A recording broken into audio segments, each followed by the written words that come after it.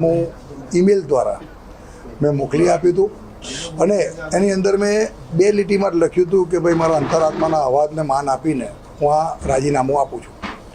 અને એના પછી રાજીનામું મોકલ્યા પછી મારું એકદમ ક્લિયર કટ હતું કે ભાઈ વાંધો નહીં, હવે રાજીનામું આપવું જ છે.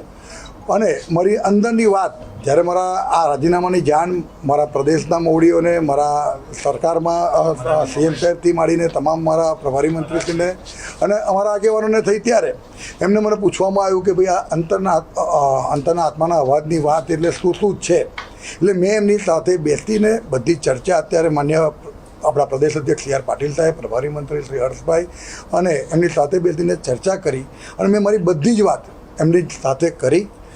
અંદરથી જે પણ મારો ડૂમો હતો, મારી વેદના હતી, મેં અમારા પ્રદેશ અધ્યક્ષ સાહેબને અને અમારા પ્રભારી મંત્રીશ્રીને કહી.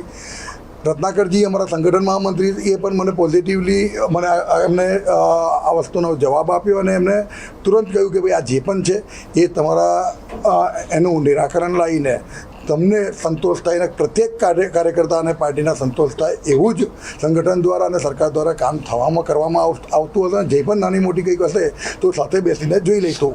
આ વાત મારા આજે સંગઠન મહામંત્રી શ્રી, પ્રદેશ અધ્યક્ષ સી આર પાટીલ સાહેબ અને પ્રભારી મંત્રી મારા હર્ષભાઈ સાથે થઈ. હું આજે લોકસભાની ચૂંટણી સામે છે. માન્ય વડાપ્રધાન નરેન્દ્રભાઈ મોદી સાહેબ ત્રીજી વખત દેશનું નેતૃત્વ કરવા જઈ રહ્યા છે અને 400+ નારા સાથે આજે ગુજરાતના પનોતા પુત્ર જે આપણા દેશને મહાસત્તા તરફ જવા જઈ રહ્યા છે, ત્યારે હું એટલું ચોક્કસ કહીશ કે મારું રાજીનામું એ મારા અંતરાત્માના અવાજને માન આપીને હતું. અને આ જ રાજીનામું અત્યારે હાલના ટાઈમમાં, આ સમયમાં મારું લાગણી અને મારી માગણી બે અલગ વસ્તુ છે. પણ એક પાર્ટી લેવલે, એક પાર્ટીના કાર્યકર્તા તરીકે હું પોતે માન્ય પ્રદેશ અધ્યક્ષશ્રી અને પ્રભારી મંત્રીશ્રી સાથે ચર્ચા કરીને મને સંતોષ છે અને હું વિચારું છું અને મને વિશ્વાસ છે કે આગામી દિવસમાં આવી કોઈ વસ્તુ ફરી મારાને પ્રત્યેક કોઈ નાના કાર્યકર્તા માટે પણ નહીં થાય એવી મને ખાતરી પણ છે. એટલે હાલ આ રાજીનામાની વાત અમારા અધ્યક્ષશ્રી, વિધાનસભાના અધ્યક્ષશ્રી પણ, શંકરભાઈ પણ સાથે હતા. હવે હું આના માટે વિચારું છું કે રાજીનામું અત્યારે હું પરત લઉં છું. અને આ વાત મીડિયા સમક્ષ કહેતી વખતે ફરી વખતે કહું છું કે અંતરાત્માના અવાજ અને પ્રત્યેક પાર્ટીના જૂના કાર્યકર્તાના માન સન્માન માટેની આ વાત હતી.